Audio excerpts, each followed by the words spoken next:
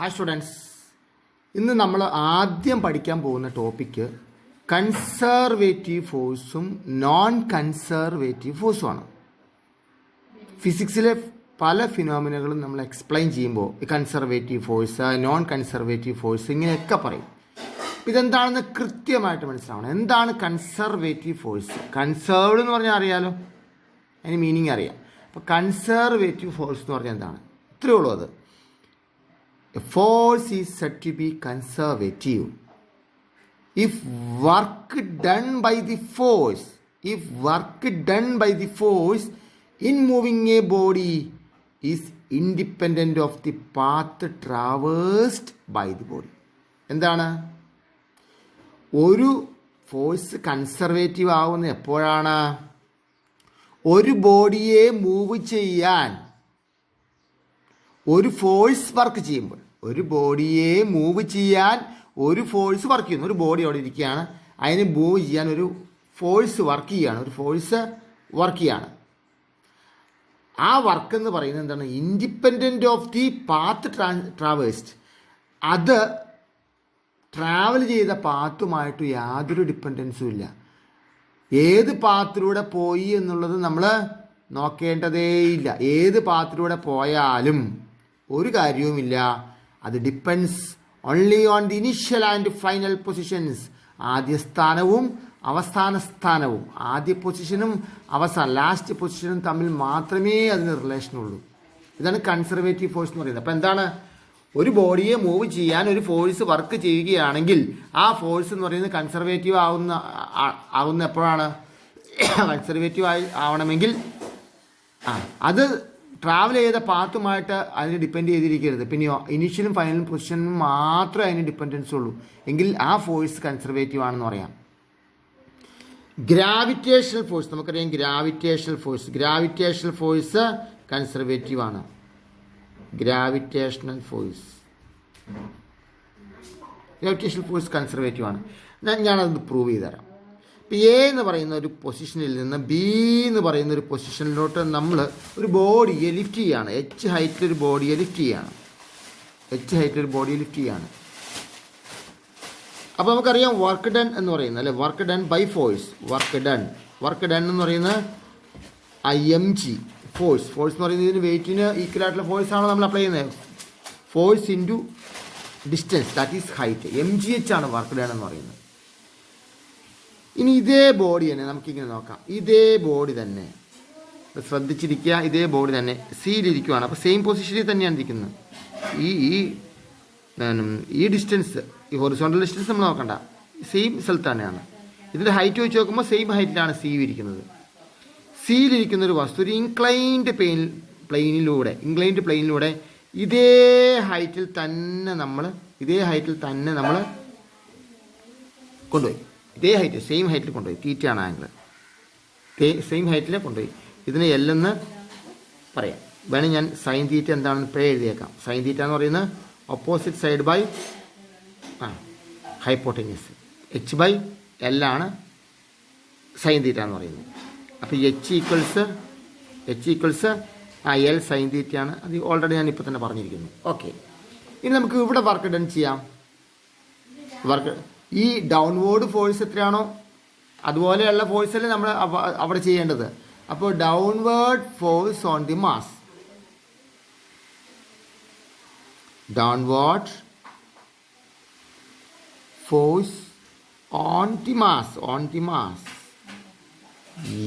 mg sine തീറ്റയാണ്. mg is weight, പിന്നെയോ length എന്ന് പറയുമ്പോൾ mg സൈൻ തീറ്റയാണ്. വർക്ക് ഡണ്ണോ ഡൗൺവേർഡ് ഫോഴ്സ് എന്ന് പറയുന്നത് mg സൈൻ തീറ്റയാണ്. നമുക്കറിയാം, കമ്പോണൻറ്റ് വെച്ചിട്ട് നമുക്കറിയാം, അല്ലേ. ഇപ്പോൾ വർക്ക് ഡൺ എന്ന് പറയുന്നത് ഫോഴ്സ് ഇൻറ്റു ഡിസ്റ്റൻസ് ആണ്. mg sine theta into L ആണ്. ഇവിടെ നോക്കാമല്ലോ, എൽ സൈൻ തീറ്റ. ഈ എൽ സൈൻ തീറ്റ എന്ന് പറയുന്നത് എന്താണ്? എച്ച് ആണ്. Then it is mgh. Same straight ആയിട്ട് നമ്മൾ ഈ പാത്തിലൂടെ നമ്മൾ ലിഫ്റ്റ് ചെയ്തപ്പോൾ ചെയ്ത വർക്ക് ഡണ്ണും ഇൻക്ലൈൻഡ് പാത്തിലൂടെ നമ്മൾ ഓർക്കും, ഒരുപാട് ഡിസ്റ്റൻസ് ഇത് കവർ ചെയ്തു. ഇതിനേക്കാൾ ഡിസ്റ്റൻസ് കവർ ചെയ്തു. ഒരു സർട്ടൻ ഹൈറ്റിലോട്ട് ചരിച്ചോ നേരെയോ വളച്ചോ വളച്ചോ എങ്ങനെയെങ്കിലും ഇത് ലിഫ്റ്റ് ചെയ്താലും ചെയ്യുന്ന വർക്ക് എന്താണ് സെയിം ആണ്. അപ്പോൾ എന്താണ്, ഒരു ബോഡിയിൽ മൂവ് ചെയ്യാൻ വേണ്ടി അപ്ലൈ ചെയ്ത ഈ ഫോഴ്സ് എന്ന് പറയുന്നത് കൺസർവ്ഡ് ആണ്. കാരണം എന്താണ്, ആ വർക്ക് ഡൺ എന്ന് പറയുന്നത് സെയിം ആണ്. അത് ഒരു പാത്തിനെ ഡിപ്പെൻഡ് ചെയ്ത് ഒരിക്കലും ഇരിക്കുന്നില്ല. പ്രൂവ് ചെയ്തില്ലേ? കൺസർവേറ്റീവ് ഫോഴ്സ് എന്ന് പറഞ്ഞാൽ എന്താണ്, അത് ഗ്രാവിറ്റേഷണൽ ഫോഴ്സ് ഈസ് കൺസർവ്ഡ് എങ്ങനെയാണെന്ന് നമ്മൾ പ്രൂവ് ചെയ്യുകയും ചെയ്തു. ഓക്കെ, ഇനി നമുക്ക് ഒരു body travels along A closed circular path, ഒരു ക്ലോസ്ഡ് പാത്തിൽ കൂടി, അതായത് പി എന്ന് പറയുന്ന ഒരു പോയിന്റിൽ നിന്ന് സ്റ്റാർട്ട് ചെയ്തിട്ട് ഒരു ക്യൂ എന്ന് പറയുന്ന പോയിന്റിലെത്തി, പിന്നീടത് പിയിൽ തന്നെ തിരിച്ചെത്തി. എ എന്ന് പറയുന്ന പാത്ത് ട്രാവൽ ചെയ്തു, ദെൻ റിട്ടേൺ ചെയ്ത് ബി എന്ന് പറയുന്ന പാത്തിലൂടെയാണ്. സെയിം പൊസിഷനിലെത്തി. Initial and final positions are the same. Work done is 0. അപ്പോൾ work done by a conservative force on a particle is 0 when it moves around any closed path. ഒരു closed പാത്തിൽ കൂടി move ചെയ്യുമ്പോൾ conservative force ചെയ്യുന്ന work എന്ന് പറയുന്നത് 0 ആണ്. Okay, ഇനി അടുത്ത് നോൺ കൺസർവേറ്റീവ് ഫോഴ്സ്. കൺസർവേറ്റീവ് ഫോഴ്സിന് പാത്തിനെ ഡിപ്പെൻഡ് ചെയ്യും. നോൺ കൺസർവേറ്റീവ് പാത്തിനെ ഡിപ്പെൻഡ് ചെയ്യില്ല, അത്രേ ഉള്ളൂ. If the work done by a force on a particle moving between 2 points depend on the path taken, the force is called non-conservative. If the work done by a force on a particle moving between 2 points, 2 പോയിൻറ്റ്സിൻ്റെ ഇടയിൽ ഇങ്ങനെ move ചെയ്യുന്നൊരു ബോഡിയിൽ ചെയ്യുന്ന ഒരു force ചെയ്യുന്ന work എന്ന് പറയുന്നത് depends on the പാത്തിനെ ഡിപ്പെൻഡ് ചെയ്യുകയാണെങ്കിൽ path taken, the force is called non conservative. Frictional force of friction എന്ന് പറയുന്നൊരു typical example of non conservative force ആണ്. കാരണം എന്താണ്, work done by frictional force depends on the path. Frictional force പാത്തിനെ depend ചെയ്തിരിക്കുന്നു. The longer the path between the points the greater is the work done. പാത്തിൻ്റെ length കൂടുന്തോറും, length increase ചെയ്യുന്തോറും frictional ഫോഴ്സും increase ചെയ്യും. അപ്പോൾ പാത്തിനെ ഡിപ്പെൻഡ് ചെയ്താണ് frictional force ഇരിക്കുന്നത്. Friction is A typical example of non conservative force എന്ന് പറയാം. ഇനി അടുത്തായിട്ട് നമ്മൾ പറയാൻ പോകുന്നത് പവറാണ്. Power, what is power? എനിക്ക് പവർ കൂടുതലാണ്, നിനക്ക് പവർ കുറവാണ്. എന്താണ്, ഒരു വർക്ക് ചെയ്യുകയാണ്, പെട്ടെന്ന് ആ വർക്ക് ചെയ്തു, അവന് പവർ കൂടുതലാണ്. ഒരു വർക്ക് ചെയ്യുകയാണ്, ഒരാൾ പതുക്കെയാണ് വർക്ക് ചെയ്തത്, അവന് പവർ കുറവാണ്.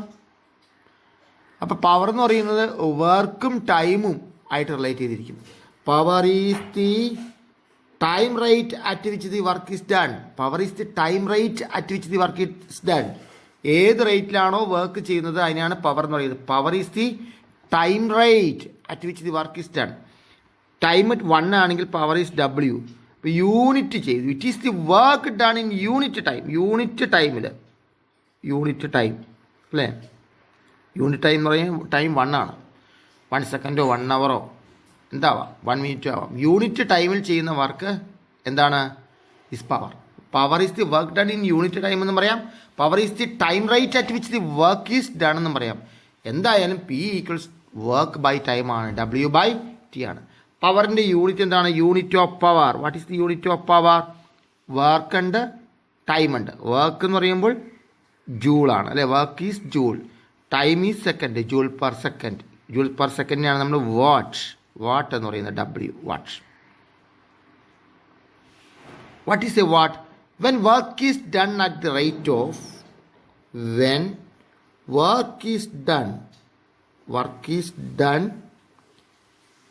at the rate of, ഏത് റേറ്റ് ചെയ്യണം? at the rate of 1 joule per second. 1 joule per second. ഒരു ജൂൾ ഒരു സെക്കൻഡിൽ ചെയ്താൽ, ഒരു ജൂൾ വർക്ക്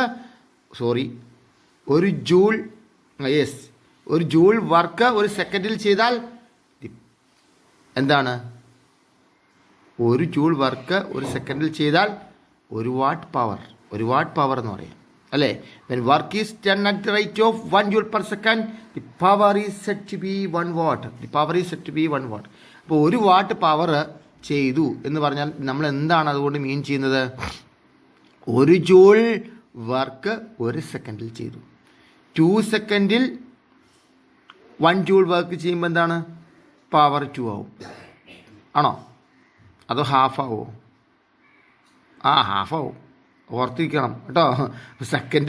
സെക്കൻഡ് എന്താണ് ഇൻക്രീസ് ചെയ്യുന്നതോറും പവർ ഡിക്രീസ് ചെയ്യുകയാണ്. പവർ ആൻഡ് ടൈം ഇൻവേഴ്സ്ലി പ്രൊപ്പോർഷണലാണ്. ഓക്കെ. 2 ജൂൾസ് 1 സെക്കൻഡ് ചെയ്താൽ 2 വാട്ട്. 3 ജൂൾസ് 1 സെക്കൻഡിൽ ചെയ്താൽ 3 വാട്ട് അല്ലേ? 1 joule 1 second 1 watt, 2 joule 1 second 2 watt, 3 joule 1 second 3 watt. Okay. Unit of power എന്ന് പറയുന്നത് ജൂൾസ് പെർ സെക്കൻഡ് ഓർ വാട്ടാണ്. ഇനി പ്രാക്ടിക്കൽ യൂണിറ്റ് ഓഫ് പവർ, പ്രാക്ടിക്കലായിട്ടുള്ളൊരു യൂണിറ്റ് വേണമല്ലോ. Practical unit of power kilo watt എന്ന് പറയുമ്പോൾ 1000 വാട്ട്സ് ആണ് 1 കിലോ വാട്ട്. പിന്നെ മറ്റൊന്നുണ്ട് ഹോഴ്സ് പവർ. എഞ്ചിനീയറിങ്ങിലേക്ക് നമ്മൾ ഹോഴ്സ് പവറാണ്, നമ്മൾ മെക്കാനിക്കൽ എഞ്ചിനീയറിങ്ങിലേക്ക് ഹോഴ്സ് പവറാണ്. HP 1 HP എന്ന് പറയുന്ന പവർ എത്രയാണ്? ചെറിയ ക്ലാസ്സിൽ പഠിച്ചിട്ടുണ്ട്. 746 വാട്ട്സ് ആണ് 1 ഹോഴ്സ് പവർ എന്ന് പറയുന്നത്. പവറിൻ്റെ ഡയമെൻഷൻ എന്താണ്? വർക്ക് ബൈ ടൈം അല്ലേ? വർക്കിൻ്റെ dimension ml² T⁻², then time T. That is ml² T⁻³ is the dimensions of power. ഈ പവറും വെലോസിറ്റിയുമായിട്ട് എന്താണ് റിലേഷൻ? പവറും വെലോസിറ്റിയുമായിട്ട് എന്താണ് relation? The relation between power and velocity.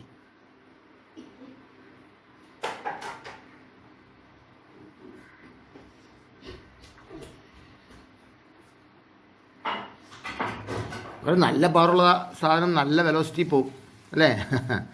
അപ്പോൾ പവറും വെലോസിറ്റിയും തമ്മിലുള്ള ആ റിലേഷൻ എന്താണ്? What is work done? Work done is force into distance. Work done is force into distance അല്ലേ? What is power? Power is work by time. That is force into distance by time. We know that distance by time is velocity. Then Fv. Power is Fv. Power is the product of moving body. Power എന്ന് പറയുന്നത് the product of the force and velocity. പവറും velocity തമ്മിലുള്ള relation നമ്മൾ പഠിച്ചോളണം. Power velocity ഇതിൻ്റെ relation നമ്മൾ പഠിച്ചോളണം. Okay. Problem വർക്കുമായി relate ചെയ്തിട്ടുള്ള ഒരു problem നോക്കിക്കേ. A small pebble of mass 1 gram. 1 gram mass ഉള്ള 1 gram mass means 10⁻³ kilogram. 1 gram mass ഉള്ള ഒരു body is falling from a cliff. ഒരു ക്ലിഫിൽ നിന്ന് താഴത്തോട്ട് വീഴുകയാണ്. Height 1 kilometer. 1 kilometer is 10⁻³ meter. 1 kilometer ഹൈറ്റിൽ നിന്ന് താഴത്തോട്ട് വീഴുകയാണ്. Its velocity is 50 meter per second. Velocities hits the ground with a speed of 50 meter per second. What is the work done by the unknown resistance force? താഴത്തോട്ട് പോകുമ്പോൾ unknown ആയിട്ടുള്ള resistance force എന്താണ്? ഒരു resistance ഉണ്ട്, എയർലാറിന് resistance ഉണ്ട്. ആ resistance force എന്താണ്? താഴത്തോട്ട് വരുന്നത് എങ്ങനെയാണ്? 2 കാര്യങ്ങളിൽ താഴത്തോട്ട് വരുന്നത് കൈനറ്റിക്. അതിന് എന്താണ്? ഗ്രാവിറ്റേഷൻ ഫോഴ്സ് അതിനെ അട്രാക്ട് ചെയ്യുന്നുണ്ട്. ഇത് താഴത്തോട്ട് വരുമ്പോൾ ഇതിന് കൈനറ്റിക് എനർജിയും ഉണ്ട് ഇല്ലേ? ഗ്രാവിറ്റേഷൻ ഫോഴ്സ് അട്രാക്ട് ചെയ്യുന്നുണ്ട്. അത് നമുക്കറിയാം. അത് വളരെ ഹൈറ്റിൽ ഇരിക്കുമ്പോൾ അതിനൊരു പൊട്ടൻഷ്യൽ എനർജി ഉണ്ടല്ലേ? അത് താഴത്തോട്ട് വീഴുമ്പോൾ ആ potential energy is change in to kinetic energy. അത് കൈനറ്റിക് എനർജി ആയിട്ട് ചേഞ്ച് ചെയ്യും. അപ്പോൾ അതിന് കൈനറ്റിക് എനർജി ഉണ്ട്. ആ കൈനറ്റിക് എനർജിയിലാണ് താഴത്തേക്ക് വരുന്നത്. പിന്നെ ഗ്രാവിറ്റേഷൻ ഫോഴ്സ് അതിനെ അട്രാക്ട് ചെയ്യുന്നുണ്ട്. അപ്പോൾ 2 കേസുകളുണ്ട്. അപ്പോൾ കൈനറ്റിക് എനർജി അക്യുവേഡ്, നമുക്ക് അതിൻ്റെ കൈനറ്റിക് എനർജി നോക്കാം. കൈനറ്റിക് എനർജി അക്യുവേഡ് താഴത്തോട്ട് വരുമ്പോൾ കൈനറ്റിക് എനർജി എന്ന് പറയുന്നത് we know that half mv², that is half into mass is 10⁻³ 10⁻³ into v² equals 50², which is 1.25 joules. അതാണ് കൈനറ്റിക് എനർജി. ഇനി work done by the gravitational force. Work done by the gravitational force work ചെയ്യുന്നുണ്ട്. Gravitational force work ചെയ്യുന്നത് mgh ആണ്. Gravitational force work ചെയ്യുന്നത് mgh ആണ്. That is 10⁻³ into 10⁻³ sorry g is 10 എടുക്കാം. g is 10 and h is 10⁻³ then it is a 10 joules. Gravitational force ചെയ്യുന്ന work എന്ന് പറയുന്നത് 10 joules ആണ്. കൈനറ്റിക് എനർജി അക്വയർ ചെയ്യുന്നത് 1.25 ആണ്. 1.25 കൈനറ്റിക് എനർജി അക്വയർ ചെയ്തു. ഗ്രാവിറ്റേഷണൽ ഫോഴ്സ് ചെയ്ത വർക്ക് 10 joule ആണ്. then remaining is the resistive force. work done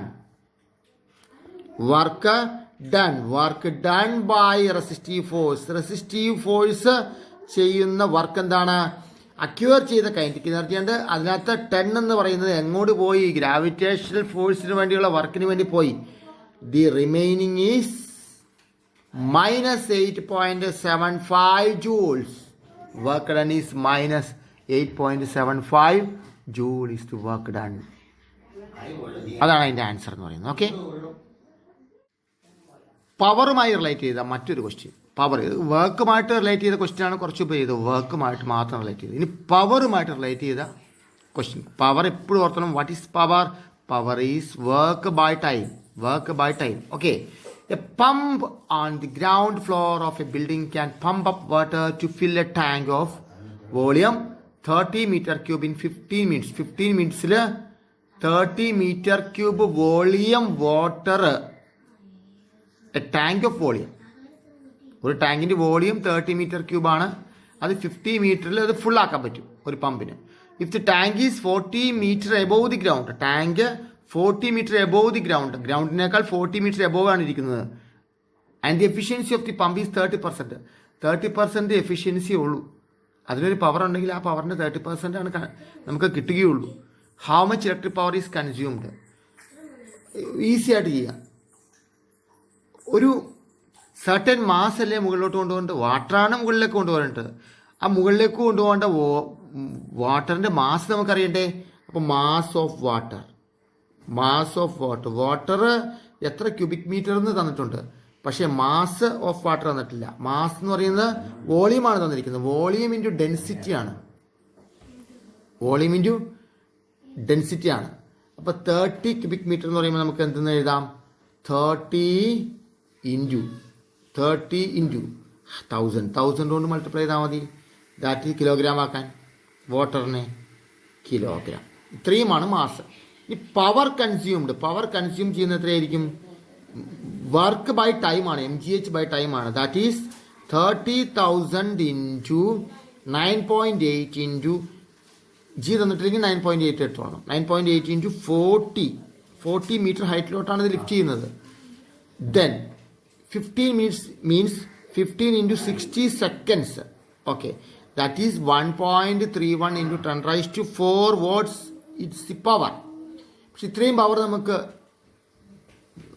power വേണം, കൺസ്യൂം ചെയ്യും. ഈ കൺസ്യൂം ചെയ്യുന്ന പവർ എന്ന് പറയുന്നത് 30% ഓഫ് ദി മോട്ടറാണ്. ഇത് കൺസ്യൂം ചെയ്യും. ഇത് ഇത്രയും വേണം പവർ, അല്ലാണ്ട് മുകളിലേക്ക് കയറില്ലത്. ഇത്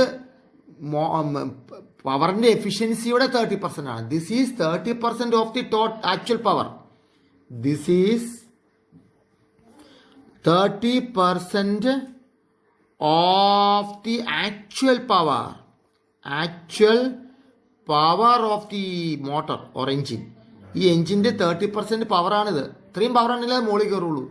ഇത് 30% പവറാണ് നമുക്ക് കിട്ടുകയുമുള്ളൂ, എഫിഷ്യൻസി ഉള്ള എൻജിനിൽ, ആ മോട്ടറിന്. അപ്പം മോട്ടർ കൊണ്ട് ഇത്രയും കയറണമെങ്കിൽ അതിൻ്റെ ഈ റിയൽ പവർ എന്തായിരിക്കും, ആക്ച്വൽ പവർ എന്തായിരിക്കും? അപ്പോൾ ആക്ച്വൽ പവർ എന്ന് പറയുന്നത് actual power is 1.31 into 10 raised to 3 ആണ് പവർ നീഡഡ്. ദെൻ 100 by 30%നെ റെസിപ്രോക്കൽ കൊണ്ട് മൾട്ടിപ്ലൈ ചെയ്താൽ മതി.